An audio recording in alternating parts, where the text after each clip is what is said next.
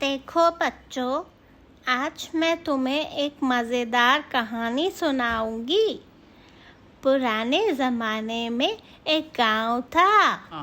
उस गांव में दो दोस्त रहते थे, रामू और शामू। रामू थोड़ा भोला था और शामू थोड़ा चालाक।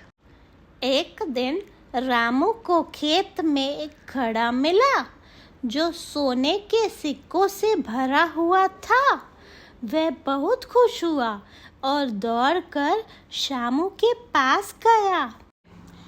शामू ने जब सोने के सिक्के देखे तो उसकी नीयत खराब हो गई। उसने रामू से कहा, अरे रामू, ये तो जादुई सिक्के लगते हैं। रात को इन्हें घर के आंगन में रख देना, सुबह तक ये और ज़्यादा हो जाएंगे।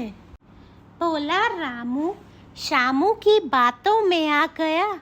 उसने रात को सोने के सिक्कों का घड़ा अपने आंगन में रख दिया।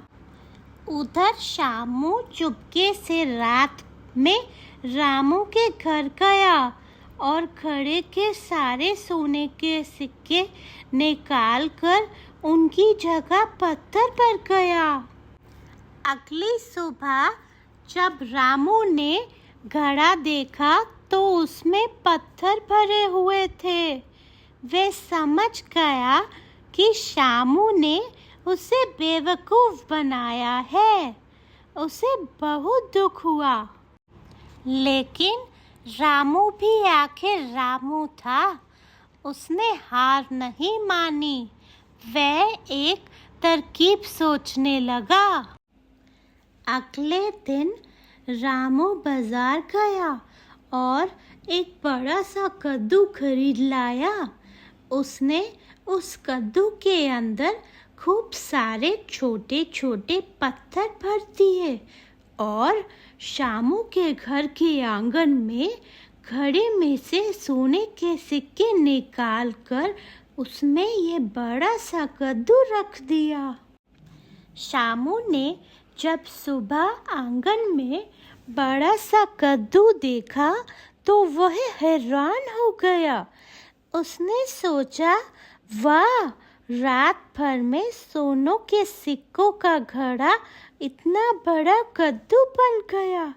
वह बहुत खुश हुआ और कद्दू को उठाकर घर के अंदर ले आया। जब शामू ने कद्दू काटा तो उसमें से पत्थर निकले। वह समझ गया कि रामू ने उससे बदला लिया है। उसे अपनी गलती का एहसास हुआ और वह बहुत शर्मिंदा हुआ। उस दिन से शामू ने कभी किसी को धोखा नहीं दिया और रामू और वह फिर से अच्छे दोस्त बन गए। तो बच्चों, कैसी लगी कहानी? हमेशा याद रखना, ईमानदारी सबसे अच्छी नियति है।